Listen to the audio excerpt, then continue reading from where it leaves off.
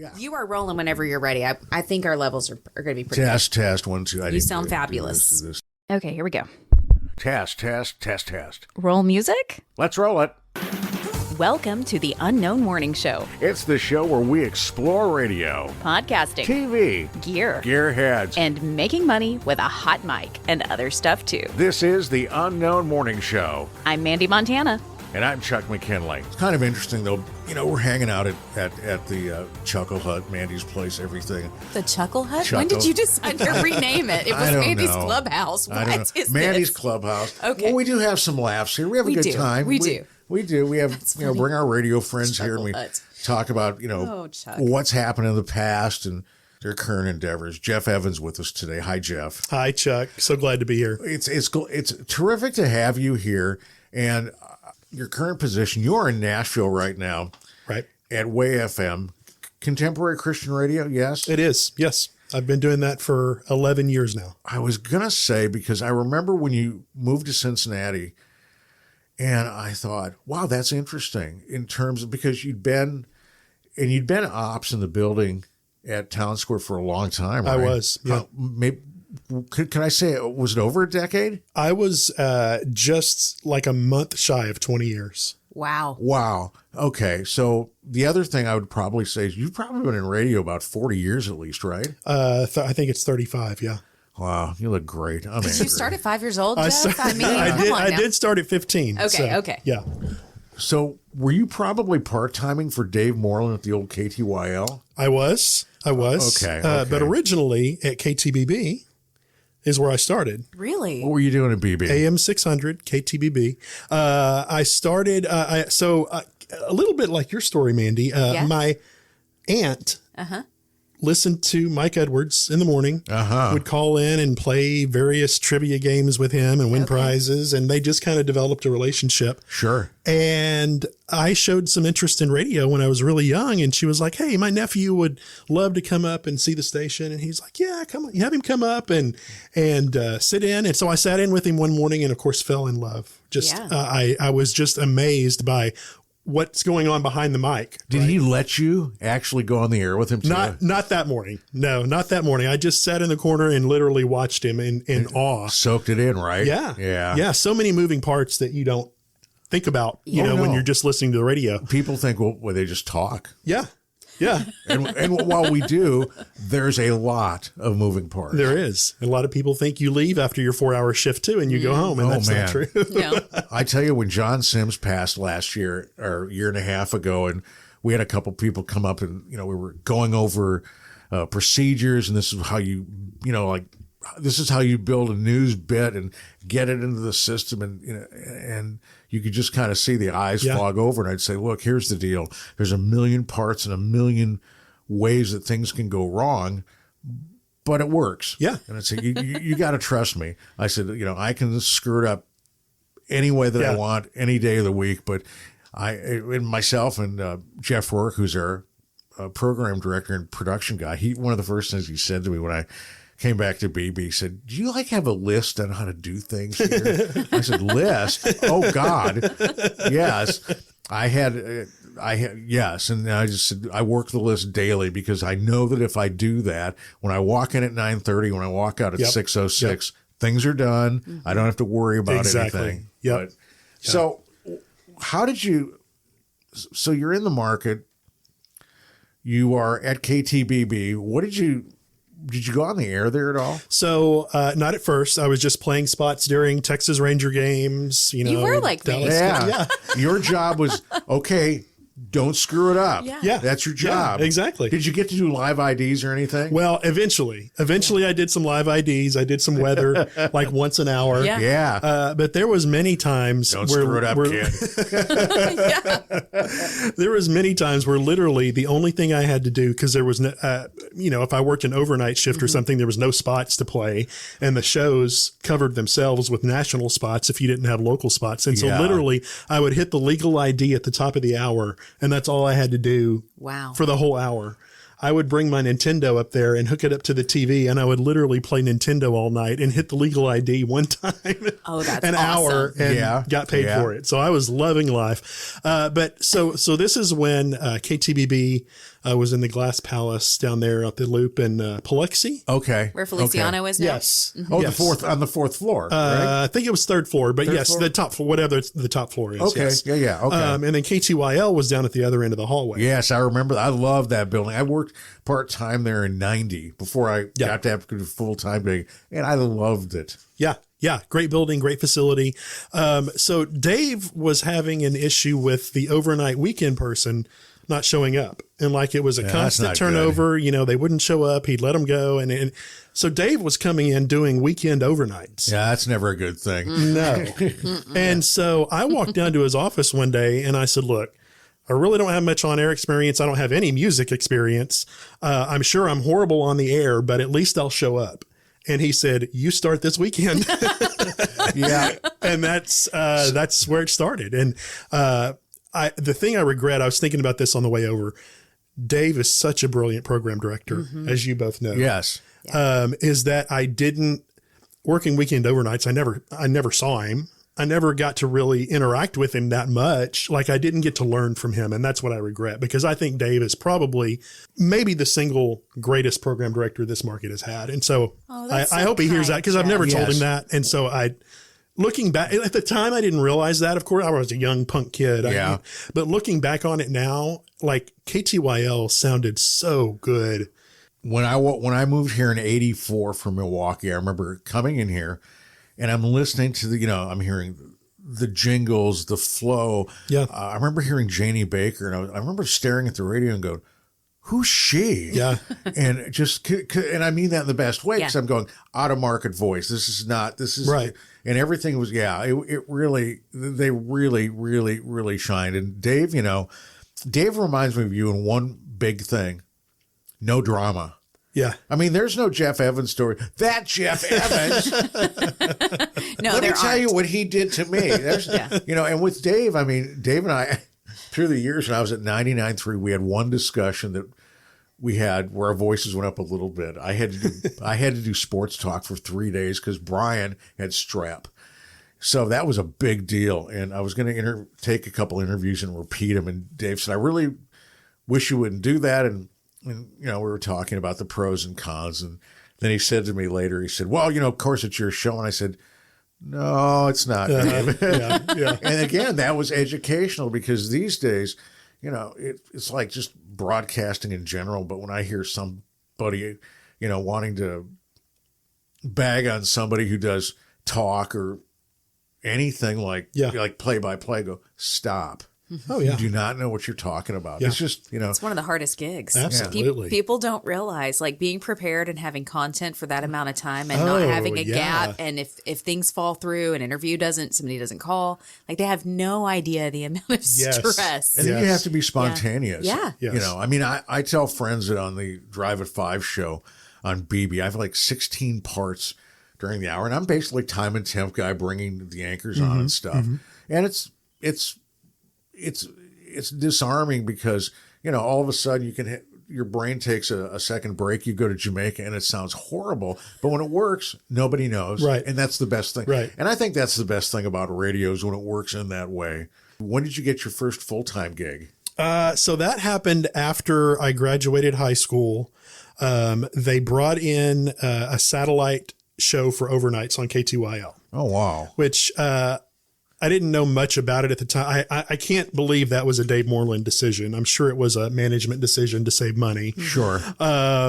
So me and Paul Berry was doing weekday overnights. Oh. So Paul was the full-time overnight guy, and then I did weekends overnight. So we were both out of jobs at that time. Yeah. And so I was out of job for a couple of months, the worst couple of months of my life. And heard that the Mix, well, it wasn't. Were they 107 in White Was House? it Kiss 107 before it became Mix?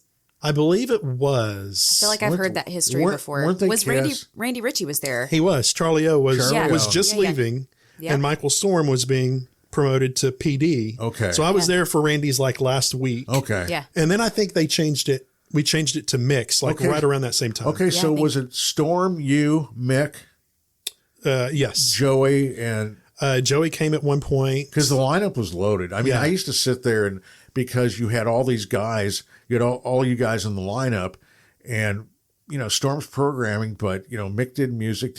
You were assistant? I was PD. APD, yeah. Yeah. So, I mean, usually in most places, APD and music is like rolled into one. Yeah. I had it with Amy and I that way, but you guys had a really good lineup, and it sounded I loved that good. station. I was a hardcore P1 at like 12 and 14, Jeff. I know you guys love hearing that. I'm sorry, but I was. I listened all the time. Yeah, and you could listen to it, and especially like Jake and Joey, especially Joey, and I'd hear him and I'd go, "Oh, these kids have got something else." Oh, for sure.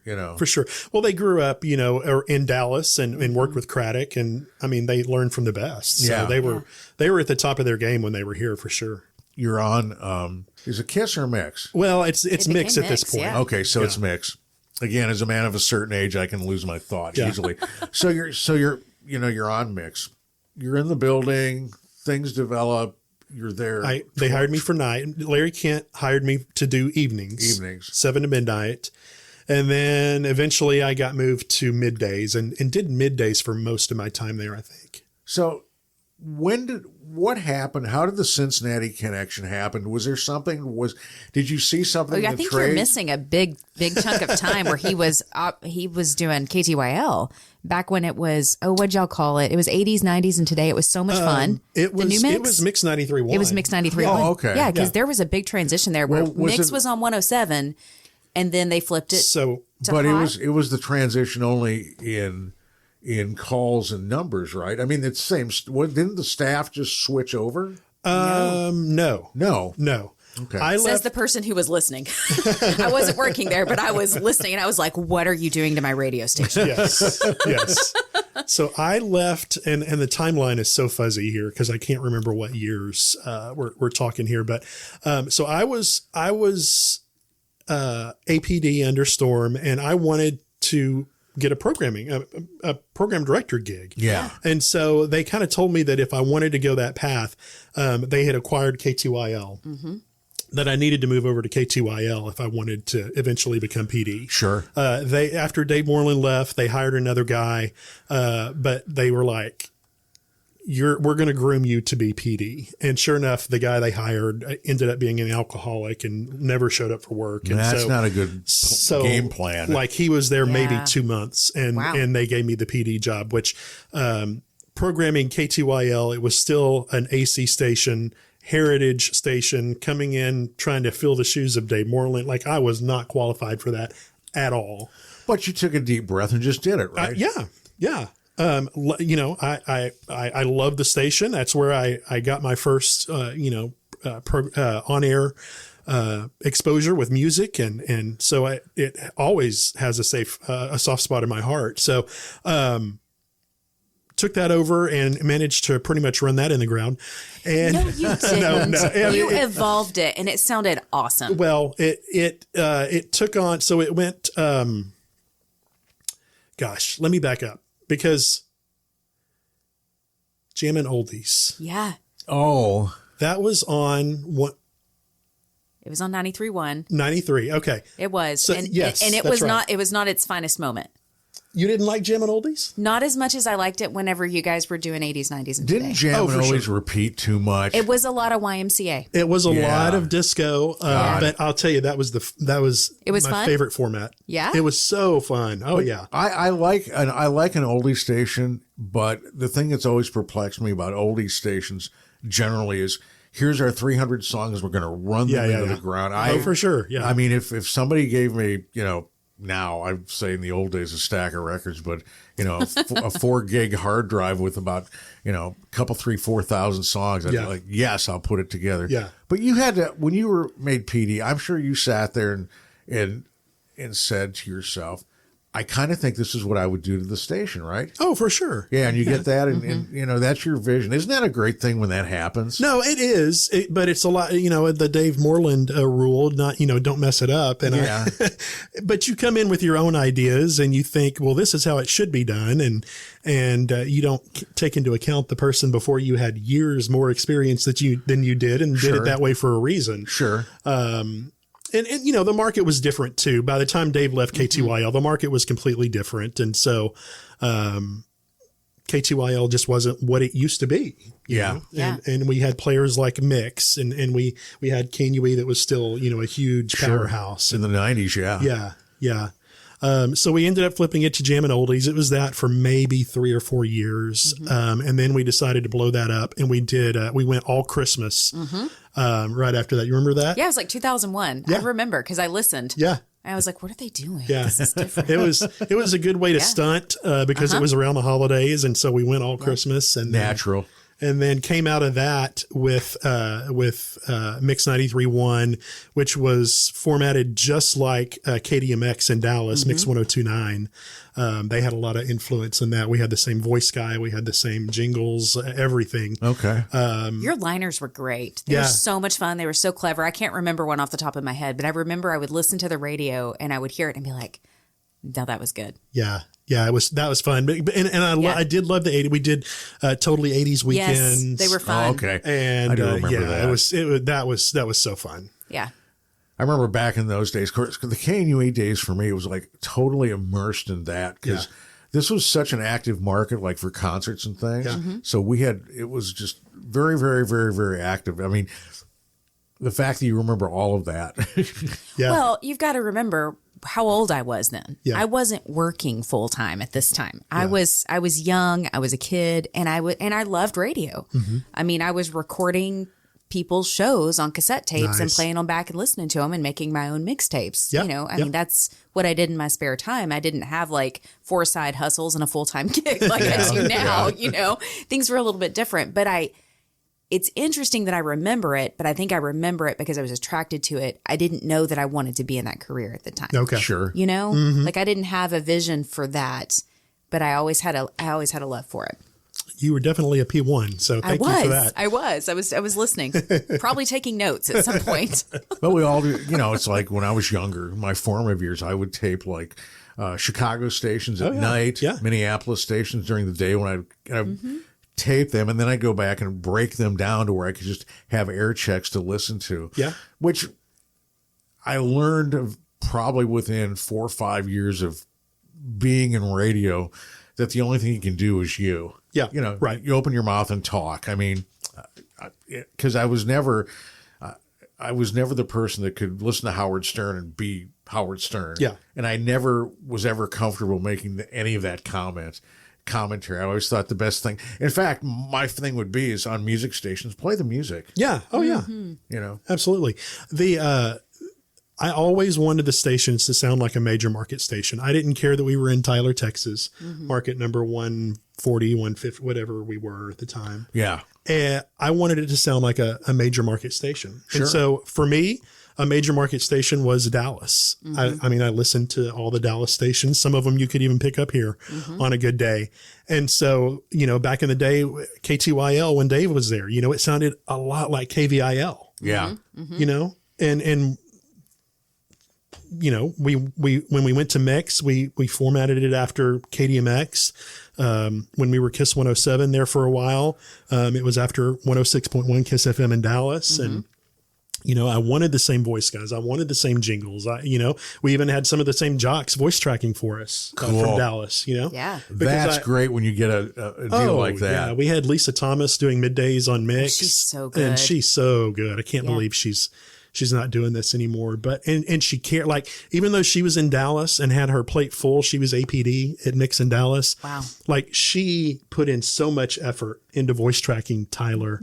She came into town when we would do the Children's Miracle Network Radiothon. We still air some of her stories. Yeah. I mean, even however many years Isn't later. that awesome when she's people awesome. give you a hand like that? Yeah. When I was programming KKUS, one of the first things that happened is Kenny Smith and Amy Austin said, well, we'll go ahead and voice track nights and overnights for you. And I was like, thank you. Yeah. Yeah.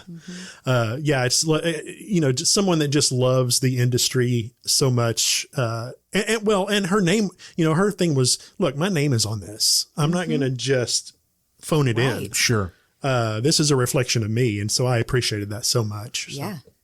Yeah. I've not ever met Lisa, but several times whenever I've done the radiothon with Larry in the last like 10 or 15 years, however long it's been now, he would call her. Yeah. And just tell her, thank you. Hey, we're airing one of your stories. Just want to say thank you again for the time that you put in, because those story songs take time. Oh, absolutely. To develop that trust with someone and interview them. And she took all of the time to do that. And then I don't know if she produced them. She may or may not have. But whether she did or didn't, it's an investment of time and heart. It is. And I'm very doubtful that we paid her extra for that. Probably not. Yeah. She probably just did it because she wanted to. Yeah, exactly. Because she knew it was important. She fell in love with those families and wanted to help them just as much as anybody. So, yeah, it's hard not to. I know, Chuck, you've never done that.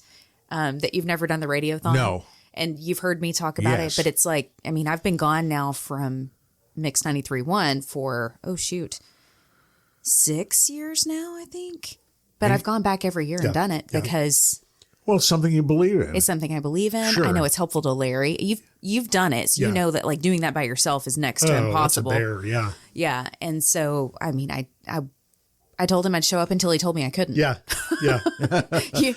Yeah. And that's what leads me to Cincinnati is that I got so tired of corporate radio. Mm-hmm. That's fair. That's putting it nicely. Uh-huh. And the most, as I was sitting there reflecting, all right, I'm miserable. I don't want to, this is all I know how to do. It's all I've ever done since I was 15 years old. And you don't want to do anything else. Yeah. Right. Yeah. I still love the industry, but it's changed so much and these corporations are draining the life out of you. Yes. Okay. So what do? And I just felt the most rewarding times in radio as I was reflecting were doing the radiothon. Mm-hmm. Okay. Being, I didn't play a large part in the St. Jude radiothons, but a little bit helping them set up and stuff like that. Those were the most rewarding times for me. Yep. Seeing the power of radio, being able to mobilize people to come together for a cause and support it. And so that's when I just was kind of praying, God, what am I going to do? And I felt like God was saying, don't get out of radio, use your love for the industry to serve me. And so I started looking in Christian radio. I started looking at KVNE here in town. Applied with them, and I had a no compete, so I couldn't go to work for them. Unfortunately, because they're an amazing organization. But I met their consultant who knew that they were looking for somebody in Cincinnati. A guy from Cincinnati emailed me late one night. My wife, I'll never forget, my wife and I were laying in bed when I got the email and I read it. And I had to literally pull up a Google map to find out where Cincinnati was. I would have had to do the same thing. Because all I knew was WKRP. That's right. Yeah. But I had no idea where Cincinnati, Ohio was located. Yeah. And we looked at it and I was like, we can't move up north. And it's cold. Yeah, right. The Bengals are there. And my wife was like, look into it. And so, God took us there, and it was an amazing 10 years in Cincinnati doing Christian radio, which I didn't know how the Christian radio world would accept someone from mainstream radio. Sure. But they actually were craving people because so many people in Christian radio kind of grew up, and that's all the radio they had ever done. Okay. And they didn't have the mainstream experience with promotions and just the way that mainstream radio did bigger things. And you gave them balance, Jeff. Yeah. Yeah. And just some fresh ideas that they maybe hadn't thought of before. Yeah. Cause y'all did big things at those 4 stations here in Tyler over the years, big events like Women's Night Out. And we did all kinds of like promotions. the toy drives we did, the motorcycle ride that we did. And yeah. So Christian radio welcomed me, which, that's awesome. Which I was very thankful for. And so, spent 10 years in Cincinnati and was extremely happy, did not want to leave at all. We had a sister station in New Jersey, so I got to work in New Jersey. And we had one in Denver. So I was traveling quite a bit back and forth and did not want to leave. But then this position at Way FM, which is a network of stations.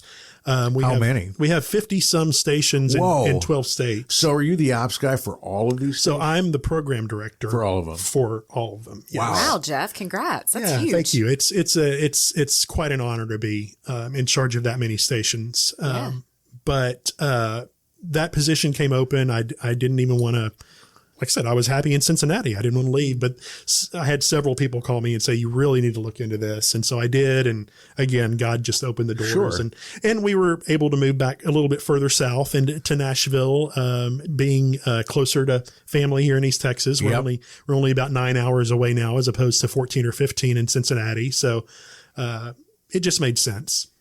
So I'm happy. I think sometimes when it comes to just endeavors in general in radio, especially as you get older, we can talk about that is you just basically take a deep breath, take a step and go, okay, well, I know what to do. In fact, a lot of everything, what I've done in the last 20 years, it consists of, well, what did I do as a music director, or what did I do as an APD, and what can I do here? Yeah. You know, whether it's producing sports talk, whether it's doing production. When I started doing news at KTBB, I'll never forget, we were in a staff meeting and Paul Gleiser says, have you thought about doing news, Chuck? And I took it as I was taking a breath. He said, if you jock, you can do news. Okay. And I've just always thought, well, just take a deep breath and do it. Yeah. Plus, Sims was in the newsroom. Melissa Kaiser was there. And so I didn't Q&A him a lot, but I would just watch. Yes. I would watch. Yes. I go, oh, this is how you do this. But again, I go back on when I say that, newsrooms aren't stayed place. Yeah. We have fun. You've never seen crazy when, for instance, Rosanna will bring up a batch of freshly baked cookies. Here you go, guys. Eat up. But let me just compliment you too, Chuck, because you're an artist.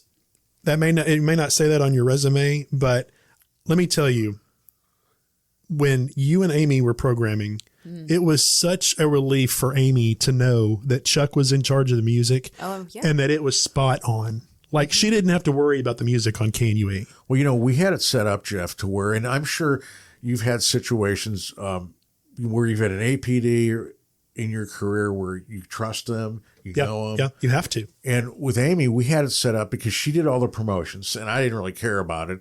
With music, we would sit down like probably Wednesday or Thursday, and I would have, 2 piles of CDs. Yeah. The Brooks and Dunn, everything that's going to play, and stuff that I'd say, look, it's we're doing due diligence here. Yeah. So when Nashville or Dallas calls, I can say, this is the reason why we won't or will, or we're thinking about it, or, do I like the song? Because I did things, I don't know if you've ever did, I would do like rough, what would you call it? Store research.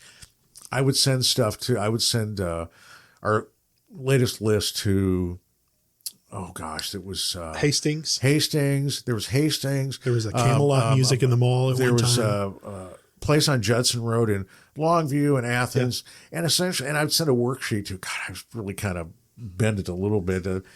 But people were so good as far as giving me feedback from a store level. Yeah.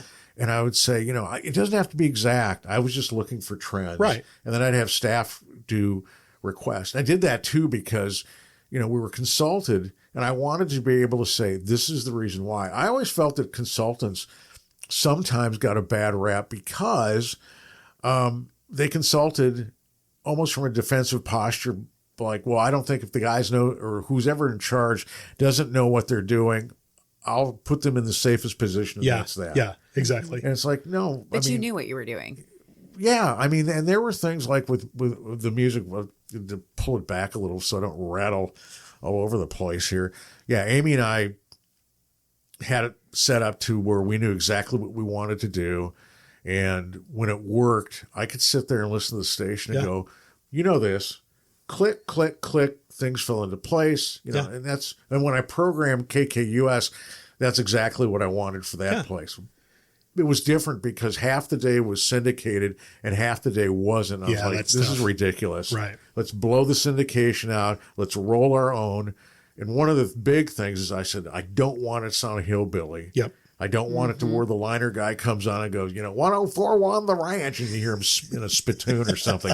I don't want that at all. And it didn't sound that way. No, it didn't. And in that situation, Chuck maintained music director. Yes. And then the APD, Yeah. ended up doing promotions. Okay. So he was still kind of in the same, he had a female he was working with Yeah. and they were doing the promotions. Yeah. Yeah. But it took time for me to earn that position from him too, because I was young. I mean, I was like, what, 22, 23 when we worked together? But you know, the story was, and I'll tell you this, I heard her on KYKX, and I had a chore that I was doing for about 6 weeks, and I would go to Longview, and I had lost my DJ rig in a fire. And Paula Prince, I would go and get music from her and, run it off. And I heard Mandee on the air, and I go, oh. She sounds like a 17-year-old kid. But this is what I heard, Jeff.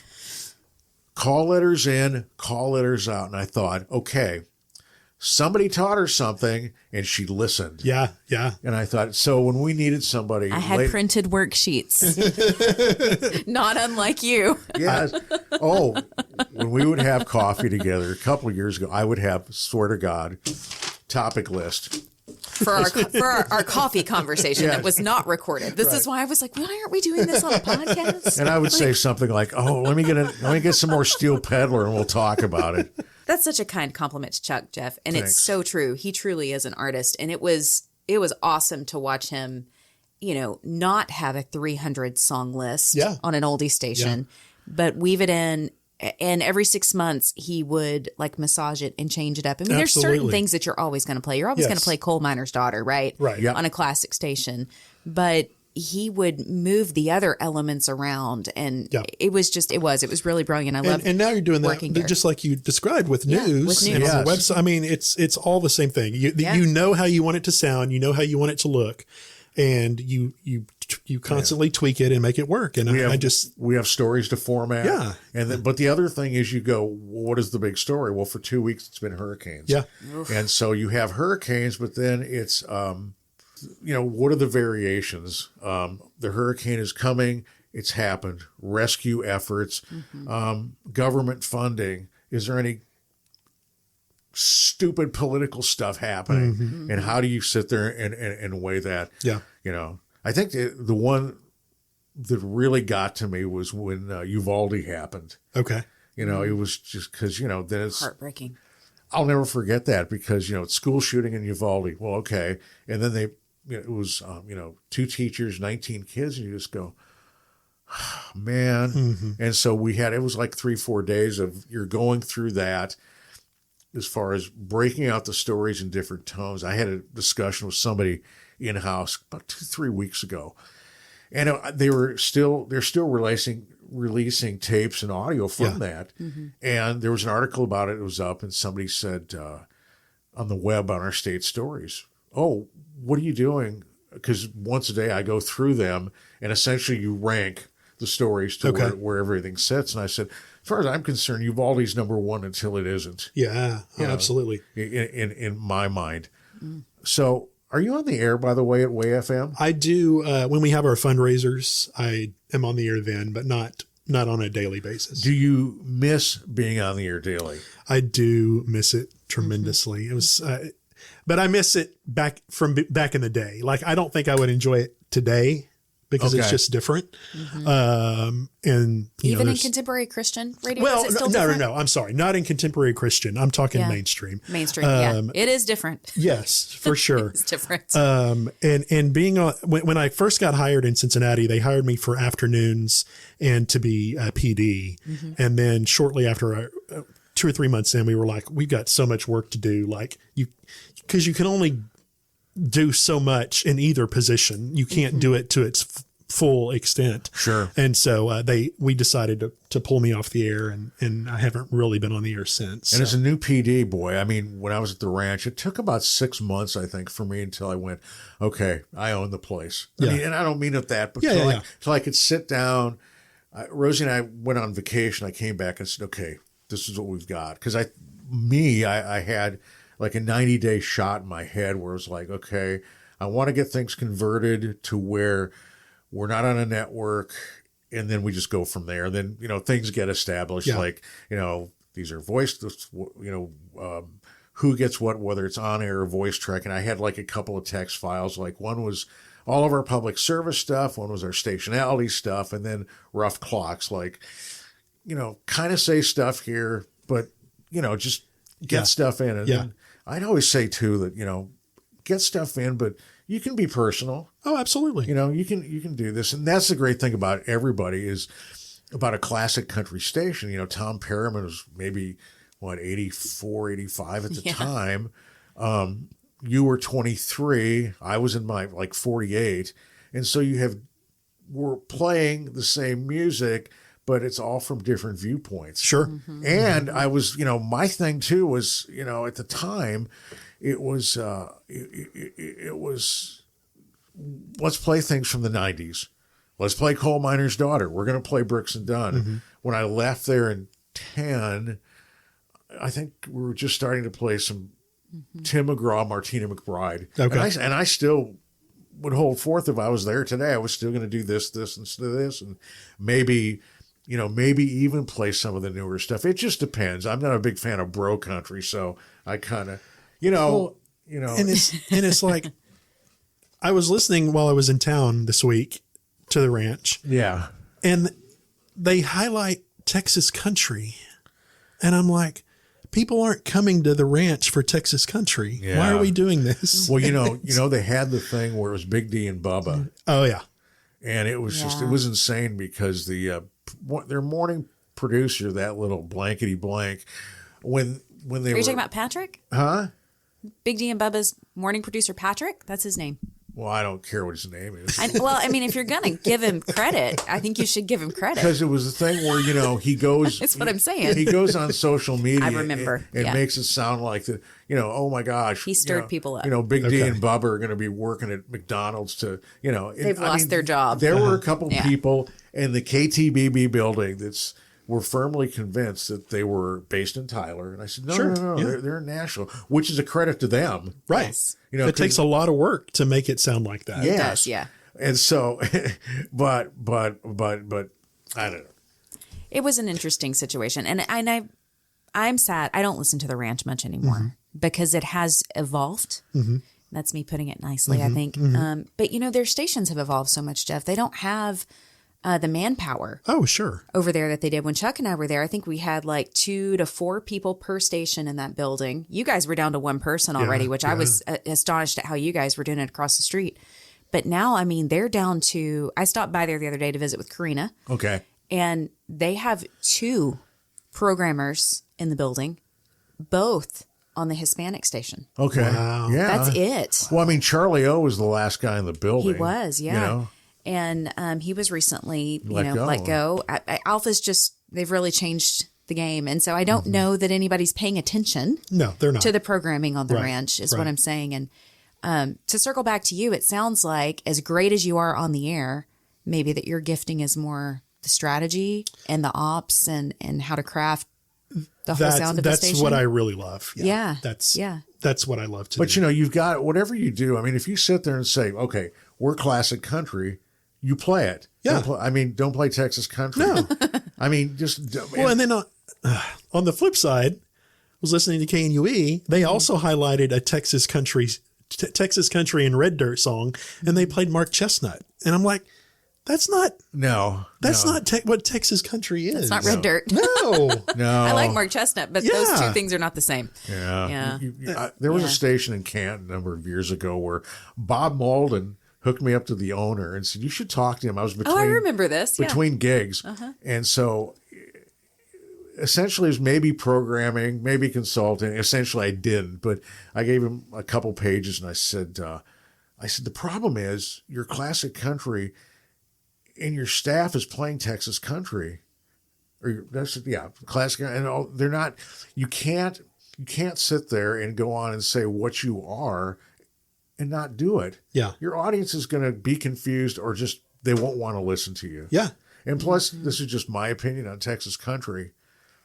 So it doesn't really do it. Yeah. It doesn't really do it as far as, national profile, right, moneymaker, all of that. But I still have this thought in general on country. I really feel that in the boardrooms of New York, country is still considered, our hillbilly cousins. Right. I do. Definitely. I still think that, but that's just me. I've got some stories. I would love to hear Jeff's stories. I don't know that you guys know about? That sounds exactly like what I want to hear. So, what kind of stories? Well, so let me tell you the story. I was working at K2IL in the big glass building. And this, again, weekend overnights. It's like 2 or 3 o'clock in the morning on a Sunday morning. Hey, what could go wrong, right? Right. And so, we looked out over the loop. I see this fire truck coming down the loop. I walked over to the window, just watching a fire truck drive by. Sure. And it pulls in the parking lot. Oh. and I look, I turn to the left, and there's flames shooting up the side of the building. No. All I can see are flames. And there's not alarms going off where you're at or anything? No, nothing. Just the fire truck was my only indication that anything was going wrong. So I was so struck with fear, I literally couldn't stand up. I was crawling down the hallway to go to KTBB to let the guy there know that the building was on fire. He was asleep in the chair because, again, all he had to do was hit the legal ID one time an hour. Alarm set, probably. Yes. And so he was asleep in the newsroom with his feet up. I said, Todd, the building's on fire. He jumped up, pushed me out of the way, and proceeds to run. Todd, I still can't stand up straight. I'm still so scared that I'm crawling. And I'm only laughing because you're here. Like, I know that you're safe. Yeah, right. Right. Yeah. And so we take the stairs, of course, because you're not supposed to take the elevator during a fire. Right. We're literally jumping down flights of stairs. We get outside, run to the corner of the building, and there's a car on fire. Somebody had stolen a car, drove it to the parking lot, and set it on fire right next to the building. And the flames were shooting up 3 stories high. Wow. And that's insane. I was so young and so new in the business that I was worried about my song. I wanted to get back up there before my song ended. Right, so you didn't have dead air. Right. Yeah. And so I ran back upstairs and I made it. 4-minute song? Huh? Was it a 4-minute song? Oh, it had to be. Yeah. Yeah. Wow. So that was one of my Your scariest. Adrenaline must have been at all new levels. It was, yes, absolutely. I've never had anything involve fire. Never. I haven't either. Gosh. That was a scary one. The time the wheels got stolen off the station vehicles. I remember this. We were working at the ranch. Yeah. Were you here? I was. Was the building here?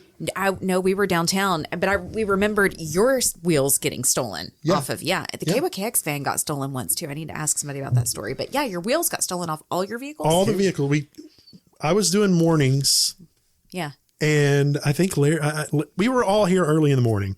We turned the corner and all of the station vehicles are on the ground. Every one of the wheels was gone.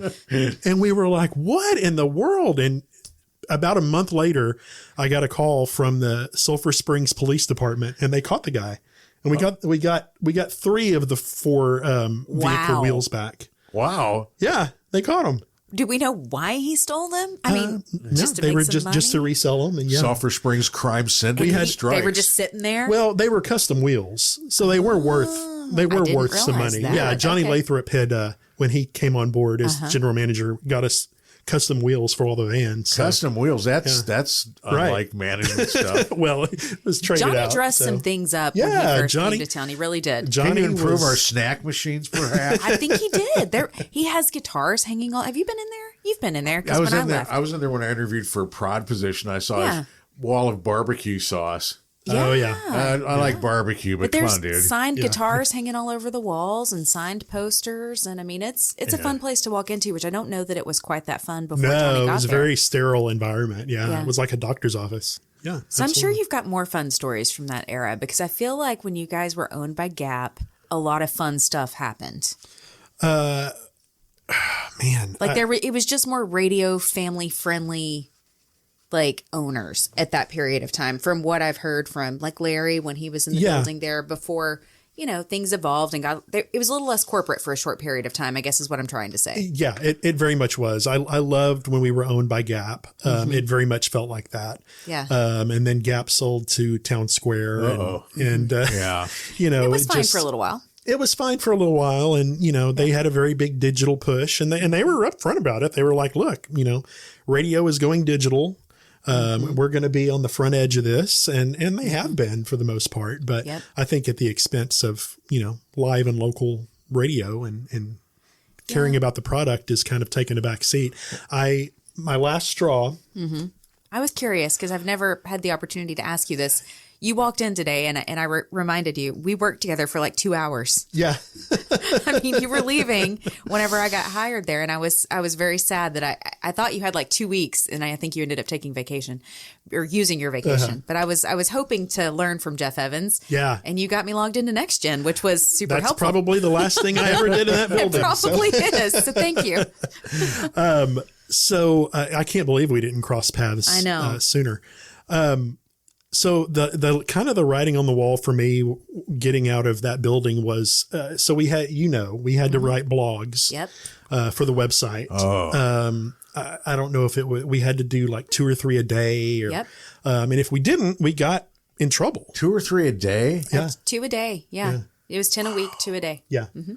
And if you didn't hit that mark, we had a digital program director and she kept tally every week of how many you had done for the week. And if you got to Friday and you hadn't done them, she was like, I need 3 more from you before you walk out the door. Did it feel like this, so it doesn't matter if we're number 1 in the market, my blog totals are Correct. off? Oh, yeah, absolutely. Correct. 100%. God, Absolutely. that stinks. Yeah.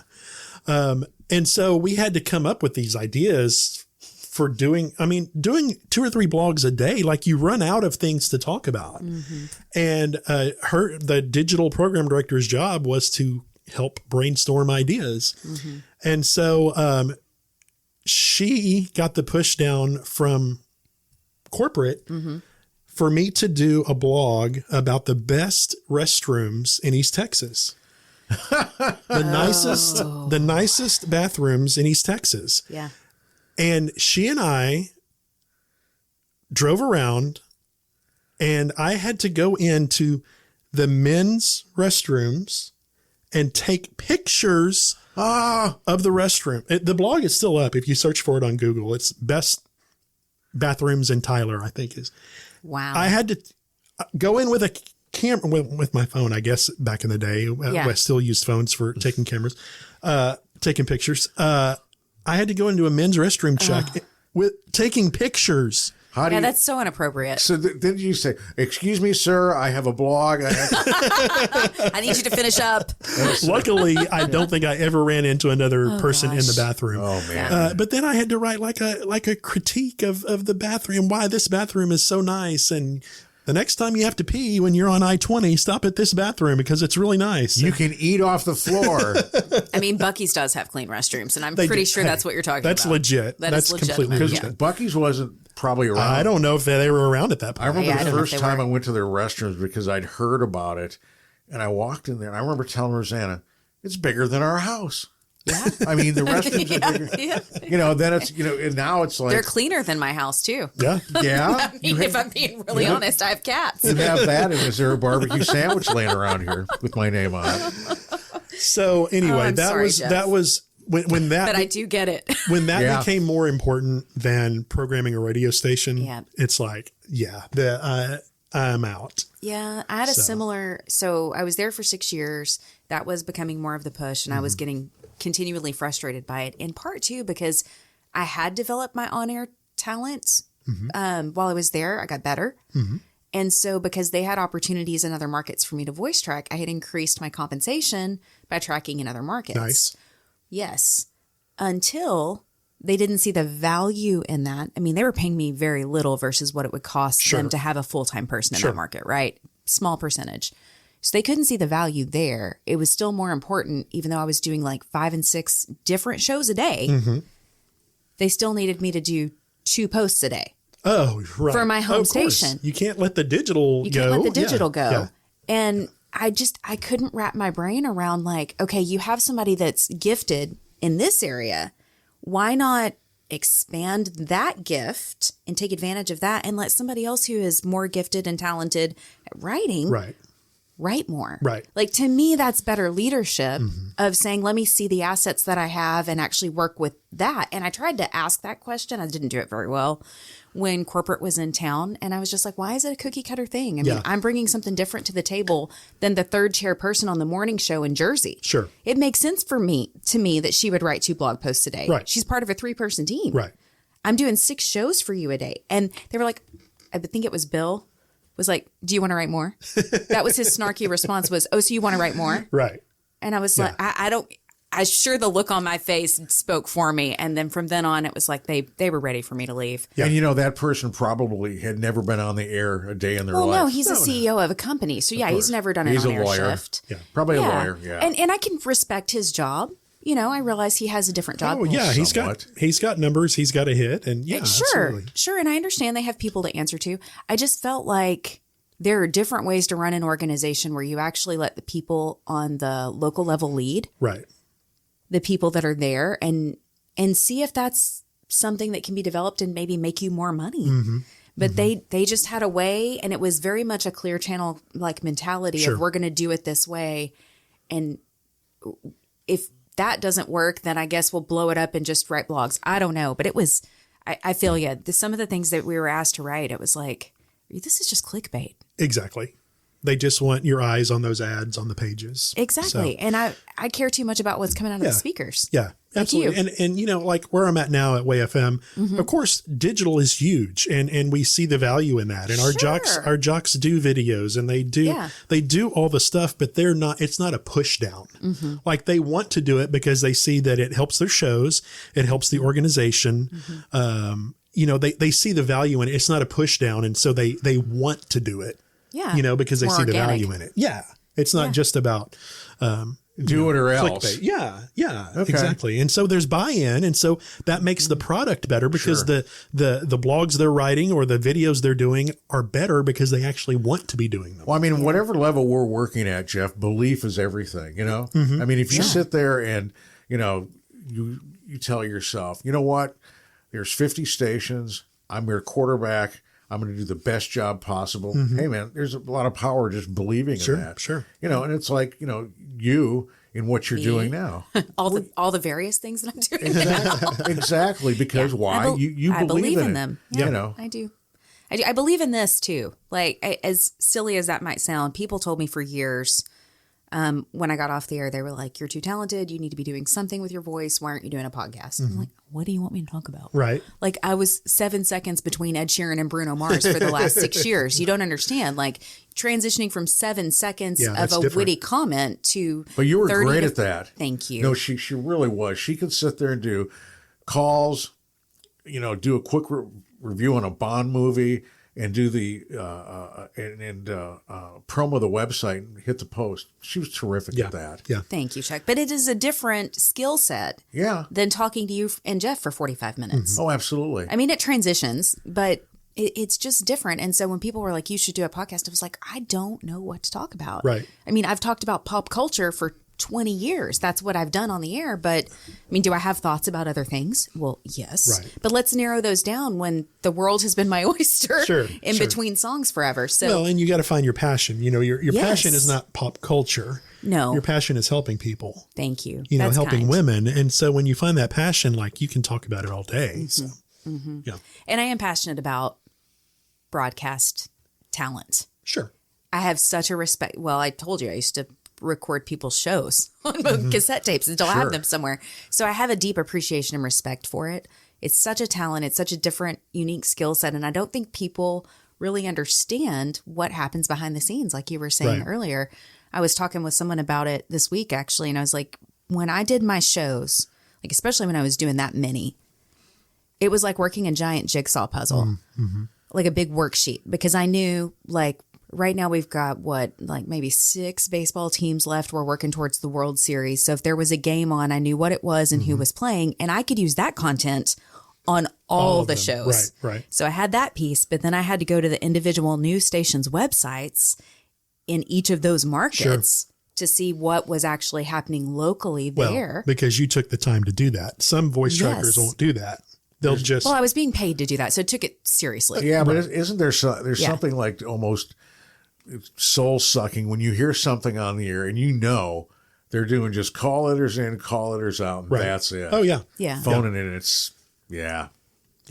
So, I mean, it took the majority of my time before I went on the air was prep. And prep was a big, big piece. And then the actual delivery of the content didn't take me long. Sure. Because I had prepped so well. So I'd go in and I could do a 4-hour shift in about 20 minutes. Right.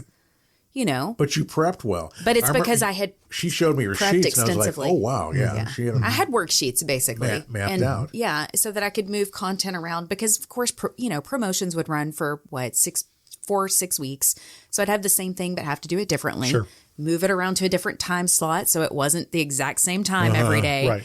You know, things like that. But the average person's not going to know that much thought and strategy went into it. Sure. So it's interesting, but that's part of why I like doing this is because I feel like it's kind of like pulling back the curtain a little bit and letting people be like, oh, these people, like, it's a craft. Like you're saying, it's an art and a craft. Yeah, it really is. How many times, Jeff, do you have people visit your facility in Nashville? And I think that sometimes we forget that radio is this wonderful mystery to people. They come in and they look around and they go, wow, this is how it works. Yeah. You know, we've had an instance where the Texas Rangers World Series trophy was up at the station at BB, I guess about a month and a half, 2 months ago. I'm still mad you didn't invite me. I forgot. Thanks. I'm trying to cover. That doesn't make her feel better, Chuck. I know. He knows who to call next time. I forgot. The next 100 years when it happens. It only works like when you. It sounds like the dog ate my homework. It's fine. But it was so funny because we had dads up there with their 8-year-olds, and the dads were just going fanboy crazy. Yeah. And I'd say, you're looking at a unicorn here. And I said, this isn't what radio is out there. I said, the number of people that are in this building working these radio stations, that's combined out there. Yeah. I said, we have an owner that's dedicated to local radio and delivering local content. I said, outside of this building, you're not going to see a station on a Monday through Friday basis. Well, actually, we have live content on the weekends too, with some couple shows, where that you're getting accurate weather, accurate time checks and all that stuff. It just doesn't happen anymore. Right. It's refreshing to be there.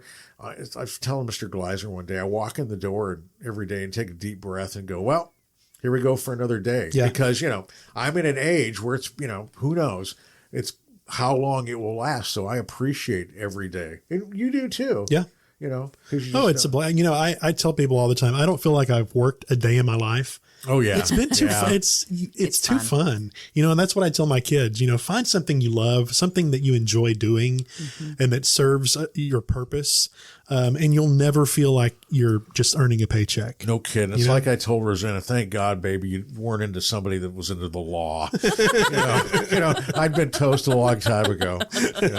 Tell young broadcasters, marry somebody named Rosanna. She'll take care of you forever. Yeah. And, our spouses are just, oh, for sure. It's like the ultimate APDs in our lives. Yeah. Taking care of us and everything. Yeah.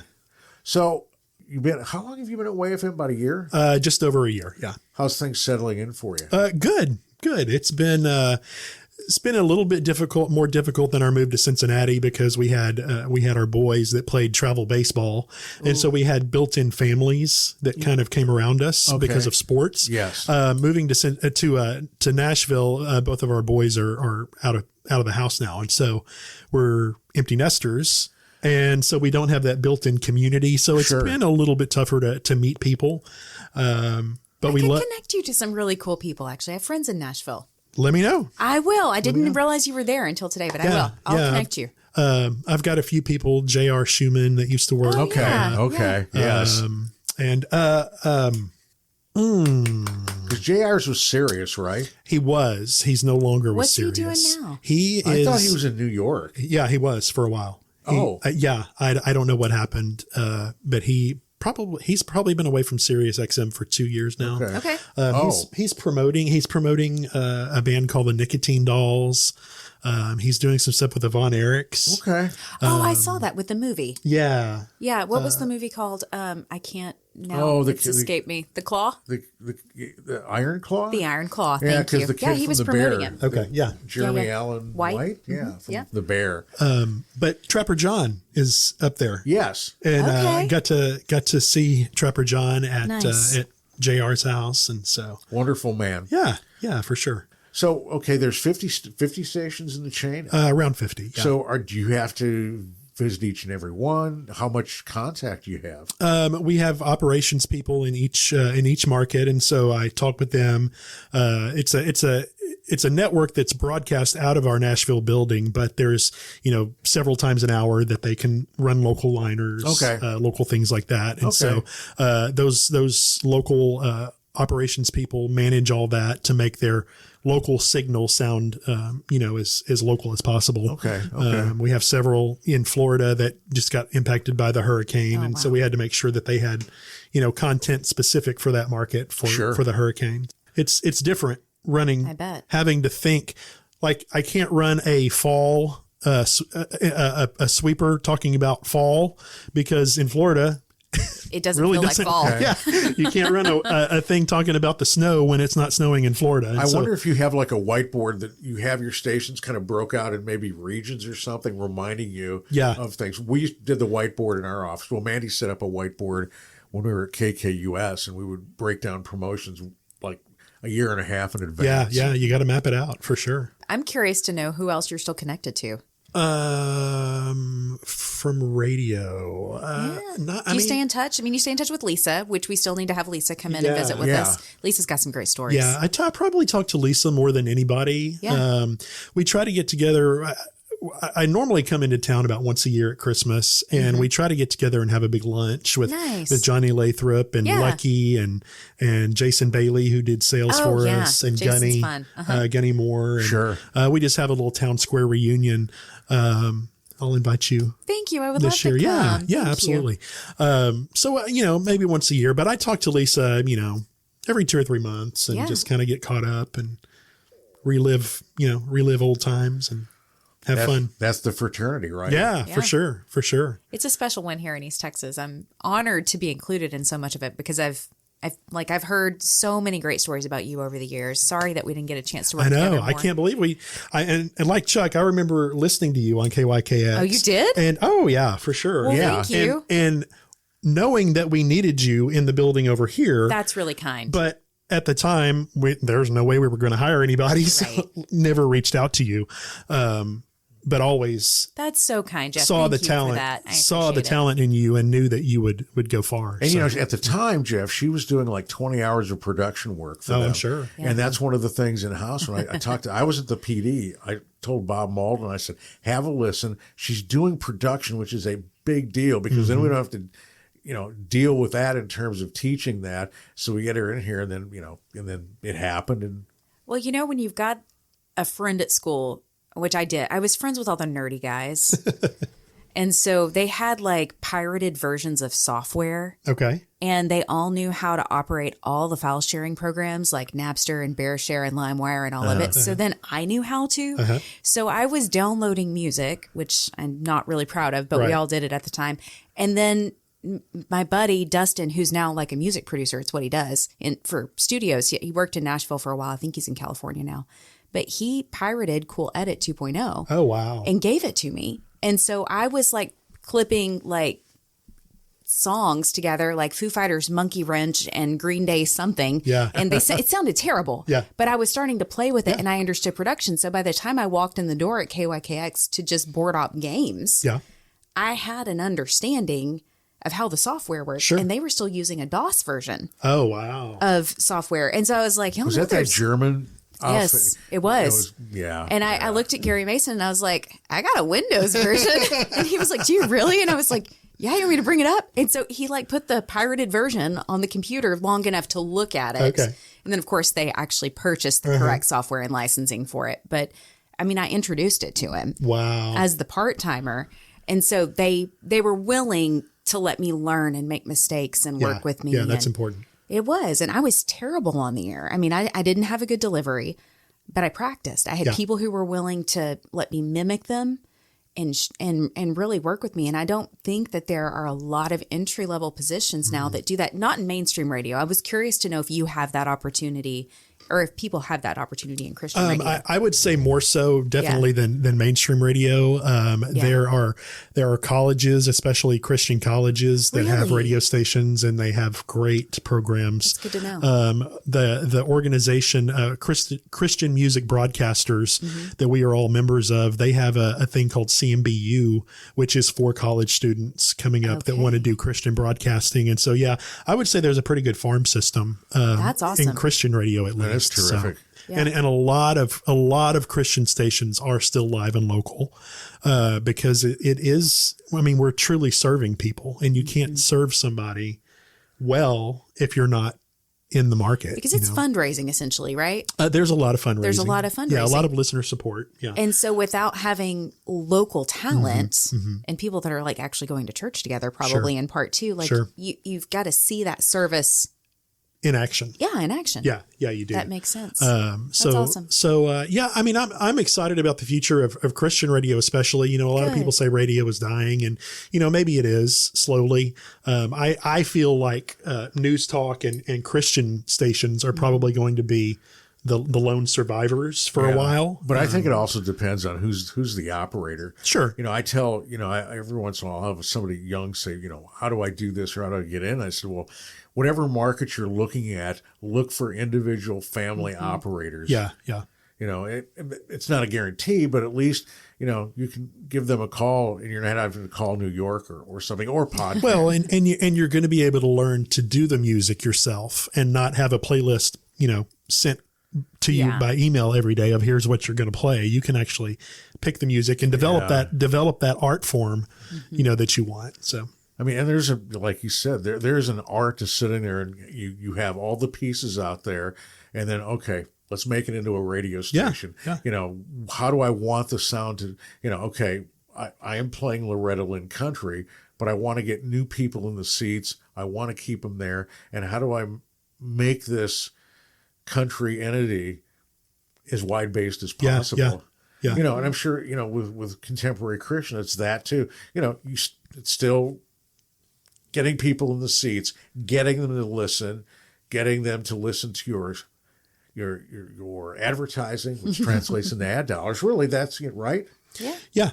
We have underwriting. We're nonprofit, but we have underwriting, and then most of our support is from listeners, which is very humbling that, you know, that listeners give their hard-earned money to support us. But I feel like the format itself is they see the value in it because it helps them personally, and then they're able to share that and help other people too that are listening as well. You know, it's like salespeople. I mean, I've talked to salespeople over the years, and it's, you know, I think for them, you know, the hardest thing to do is basically in radio, you're saying, you know, open your wallet for something that you can hear that you can't see or touch. Yeah. Yes. And you don't know the impact it will have on your business. Maybe, you know, weeks for 90 to down the 120 days. Yeah.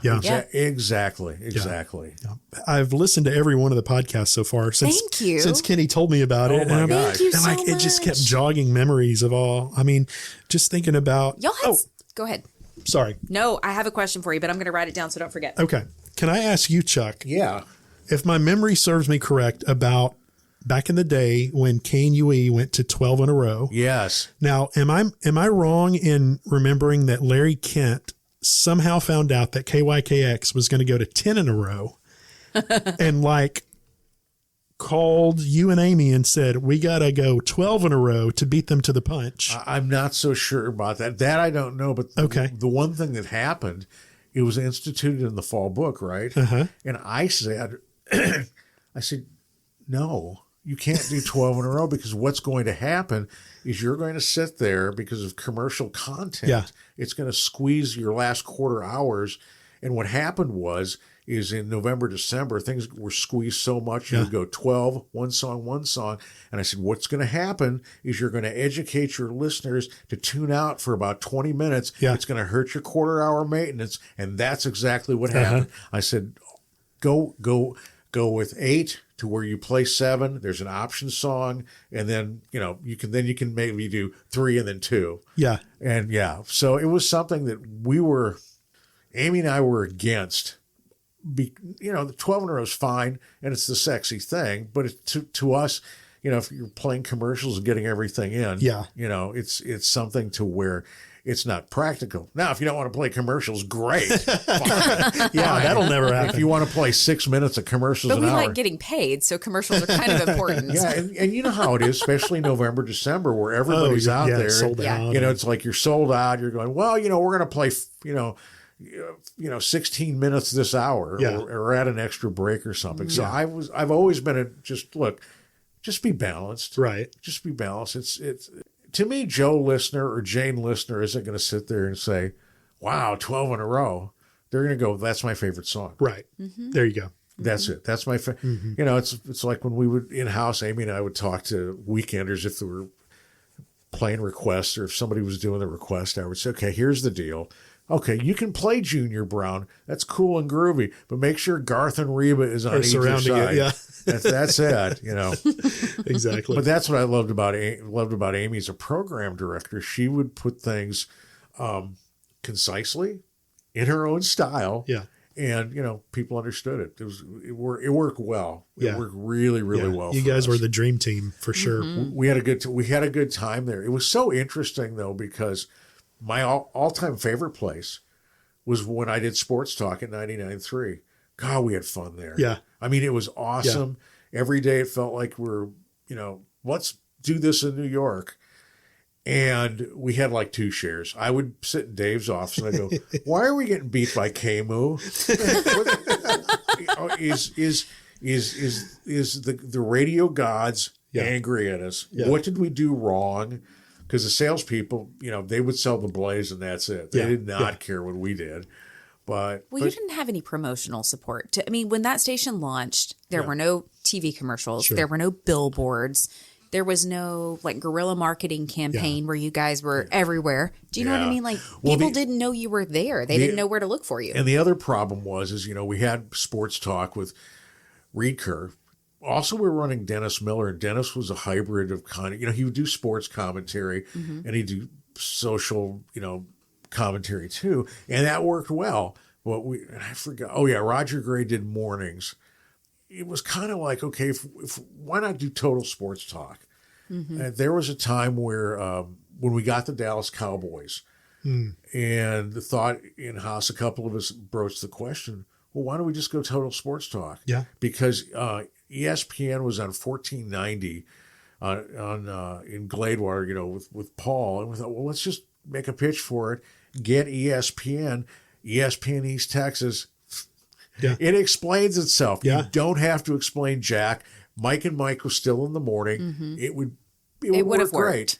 And it would have worked. It didn't bite at the time. The explanation was, well, we're going to keep it as is so we can go for political advertising dollars later. And I was like, we're a 2 share. You know, how many political advertising dollars are we going to get as a 2 share? We're a 2 share. Yeah. If people are going to spend political advertising dollars, it will be with KTBB. Yeah. It will not be with us. Right. And at that time, so even at that time, so that was like maybe 2012 or so, social media was a thing with political advertising. Yeah. It was out there.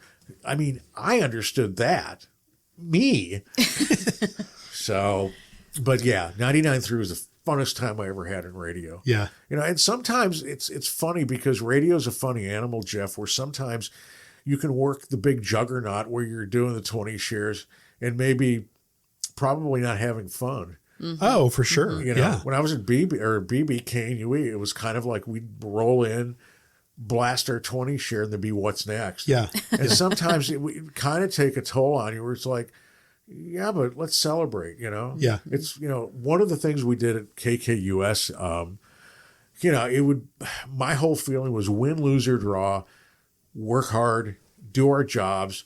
So at the end of the day, we look in the mirror and go, fine, you know, we've done our best. Yeah. And, you know, and if we had a trend where I always felt that we could be we were like a 4.5, maybe a 5 share, but about every third book, and I don't know why it happened, we would get a bounce from 18 to 34-year-old males. And there was, I think we had a 6'9". A 6'9". Not that I remember. It was a 6'9". I think we tied KNUE that book for 18 to 54 or something like but that. But I think it was over the age of 18. We were number one country. We were. And, you know, those are the situations I'd say, well, I think we had a few beers that night. Time for ribs and beers because we worked hard. But it was gratifying, you know, like when Tom Perriman and I, had you ever heard Tom's show? Yeah. It was different. It was, unique. Tom and I, hard to listen to if you're a programmer. We would have knockdown, drag out fights over music because Tom was, you know, 50s and 60s and Jim Reeves, etc. And Tom didn't want anything from the 80s or 90s. And, you know, at first it was really frustrating. And I would say, look, here's the deal. Your show is special and it's unique. And we just can't sit there and play 50s and 60s for the day. It's ridiculous. And I would just tell them bluntly, your demographic is dying. We need to sit there and you have the specialness of your show. I get it. It attracts eyeballs, it attracts ears to us. Yeah. But let's grow it here. Let's play. I want to play Hank Sr., but we want to play Hank Jr. We want to play Tim McGraw. We want to play Reba. We want to, And he'd say, okay, boy.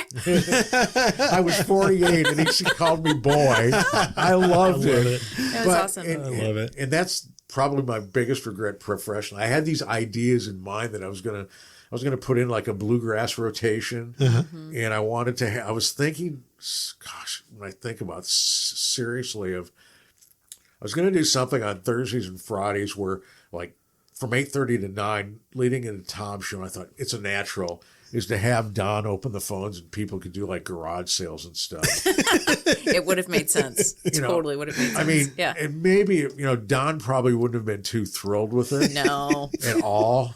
No. But I thought, this is something. But I was also a big proponent. It was local. Yeah. Live and local. Right. Hey, man, I got started where my dad used to make fun of me. Oh, God. My first radio gig, I was nights at the station in Minnesota. We're a rock station. So top of the hour, we play Mutual News, and about every third hour, we do Pet Finders. And so it would be 1480 KAUS. Time now for Pet Finders. Yeah. Oh, Lord. Okay, I did Tradio back in the day at KTVB too. Oh, yes. Okay, well, then this is going to be a really fun transition for you guys because I know, 35 years, you've met some interesting people. If you had any celebrity encounters that you want to talk about? Because I know y'all did Women's Night Out and had some people come in over the years. Yeah. And you've been to concerts. I have no doubt about that. Nothing earth shattering. We met Van Halen. Well, that's pretty cool. That's awesome. You couldn't shake Eddie's hand because one time during a meet and greet, somebody shook his hand and their wedding ring cut his finger. And he couldn't play that night. Oh my gosh. And so you couldn't shake his hand. You just kind of had to fist bump back before fist bumping was cool. Wow. And their skin, like they smoked so much, their skin was just yellow and leather. Wow. Like it. Yeah. Was it David Lee Roth or that was Sammy? Sammy, yeah. And I remember that because Michael Storm had just wrecked. He borrowed his friend's, I think it was a Corvette. And he had wrecked his friend's Corvette. No. And I think he brought that friend to the concert to try to make it up to him or something.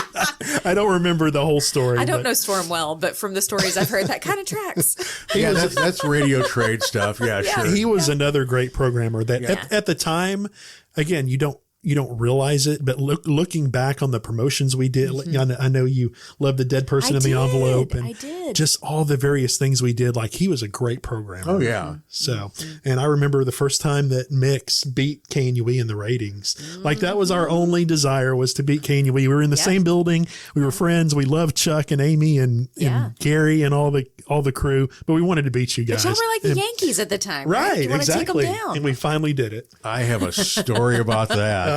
So Story time. The ratings come out, right? Yeah. And Todd Tedder is going in the hallway. He goes, Mix is number one. Mix is number one. Amy Austin almost came unglued. Yeah.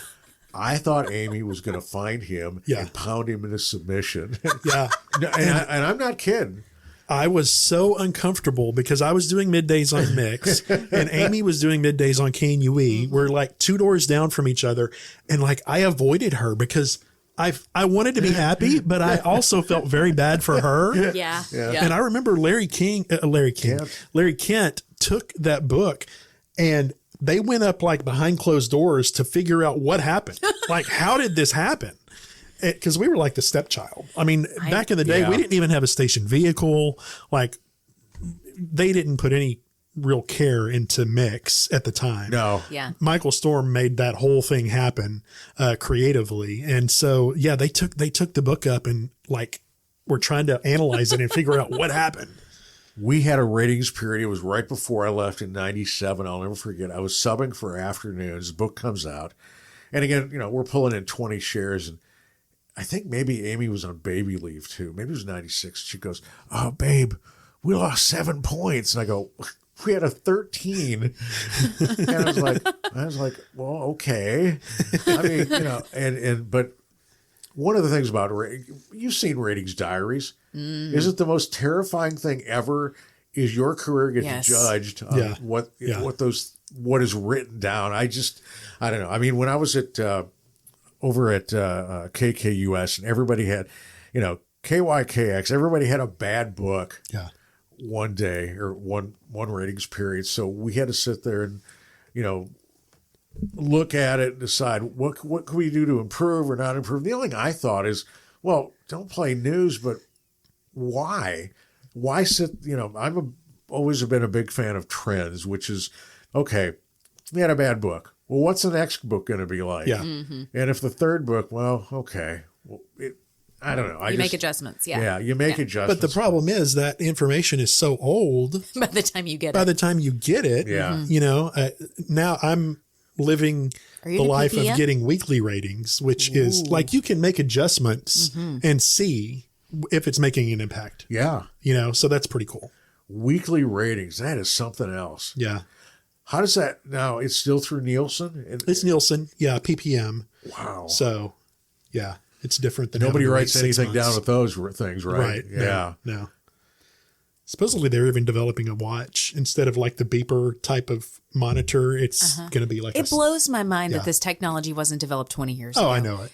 I mean, it's FM frequency. That's been around for a really, really long time. Like this stuff could have been in our smartphones. Sure. Like why that wasn't ever a push to like preserve the industry and grow it at the same time that like satellite radio was happening. Right. I mean, because that was around 2000 when Sirius and XM were both launching. Like I didn't understand why that technology wasn't developed then and in smaller markets so that we could grow. Yeah. It's always blown my mind. I'm like, this is dumb.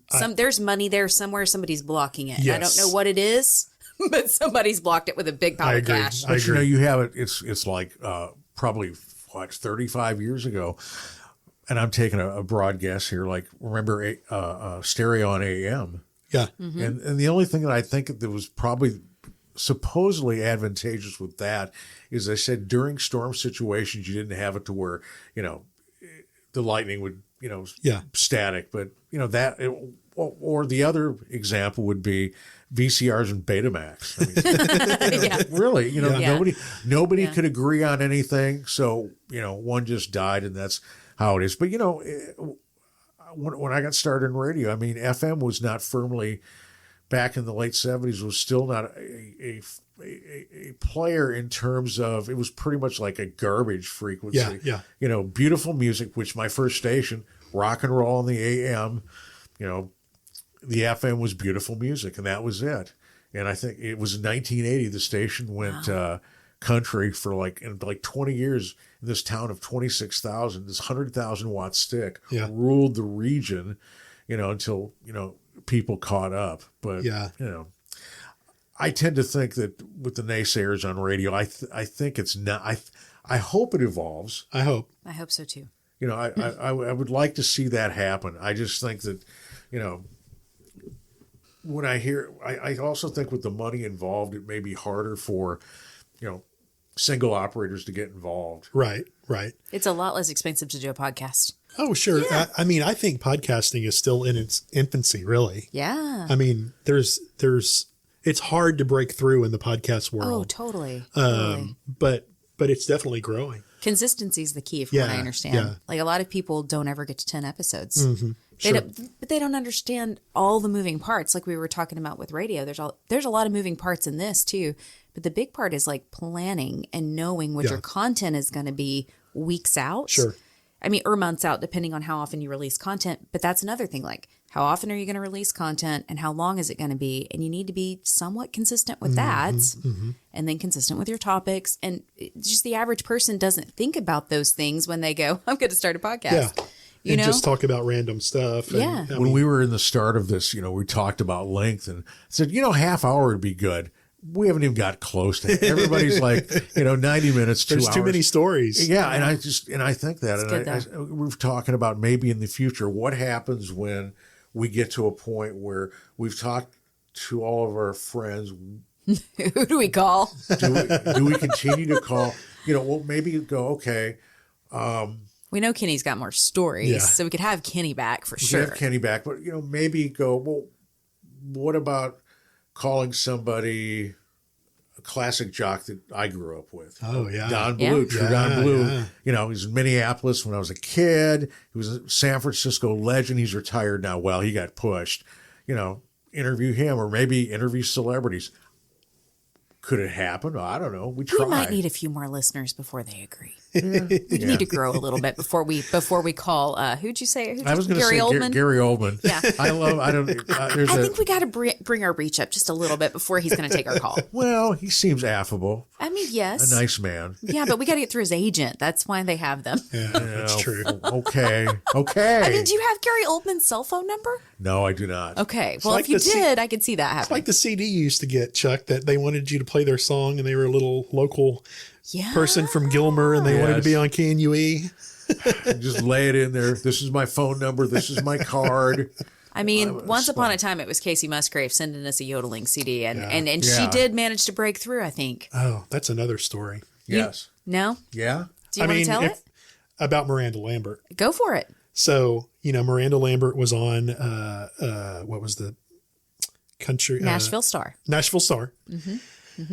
Made it to the finals, Were Yeah. you at KYKX during this time? Or Yeah, no? I was. It was right before I switched because she had produced her first album by the time I got to the ranch. But yes, I was on the air at KYKX when she was on Nashville Star. Because KYKX did a lot with her. We did. And Me and Charlie Walkin. Yeah. Or Talkin' was her first Yeah. song, I think. Yeah, that she I think sent so. to us. Yeah. and Camu and Mineola did A lot with her. as well.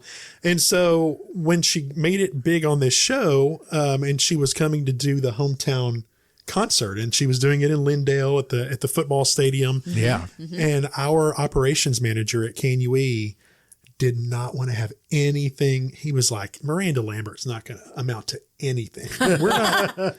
We're not going to get involved in this. Like, this is a bunch of hype and we're not doing it. Wow. And Missed opportunity. huge missed opportunity. So I went to the concert and she proceeded to get on stage and basically trash the fact that KNUE was not, like, she gave all the credit to KYKX, which she should have. Sure. 100%. But she began to trash KNUE in front of everybody. Oh, yeah. And it was justified. I mean, Yeah, but you know what? Yeah. But that's her personality too. Yeah. Like, she's kind of known for being a little blunt and, Oh, sure, and sure. aggressive and challenging. But I remember even for years, she didn't want to have anything to do with KNUE. Like, oh yeah. No, she still very when much she- remembers that. When she was dating Blake, well, we were there. We were at the Cause for the Pause event. When Okay. She did it out yeah. at Villa. Yeah. And she was dating Blake Shelton. And he had come into town and he was like, not the person, not the celebrity status that he is now, Okay. right? Like I think Ole Red was out. Of course, Austin was out. Yeah. But he hadn't been on The Voice yet. This was Okay. probably 10 years before that, maybe.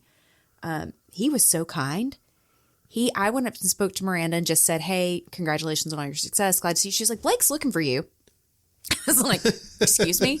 She said, he listens to you when he comes to town. He loves the ranch. But he listens to you. He wants to meet Mandee Montana. Wow. And I was like, this feels really strange. So I went over to him and he's like 6'5". And I'm like 5'2". So I look up at this very handsome country singer and I'm like, hi, Blake. I'm Mandee Montana. And he's like, oh my gosh, it's so nice to meet you. I listen to you every time I'm in town. You play the classics, you play Waylon, you play Willie. And I was like, That's awesome. it was. And I was like, this is very confusing. This should be backwards. Exactly. And I think I actually said that to him. And he was like, no, it's so nice to meet you. I just want to tell you I appreciate you playing the classics. And he was great. But I remember even then, like, KNUE wasn't invited. Yeah. To any of the stuff. Wow. She's fun. She's kind of got a way about her. Yeah. The biggest miss ever for KNUE. This has been another episode of The Unknown Morning Show. I'm Mandee Montana. And I'm Chuck McKinley. This is our show to explore radio, podcasting, gear, and the gearheads that use the gear, and making money with a hot mic, and other stuff in between. We'd love for you to follow us on social media as well. Follow us on Facebook at The Unknown Morning Show and Instagram at The Unknown Morning Show. See us on YouTube at The Unknown Morning Show. Thank you for listening to The Unknown Morning Show. I'm Mandee Montana. I'm Chuck McKinley. And remember, be kind and rewind.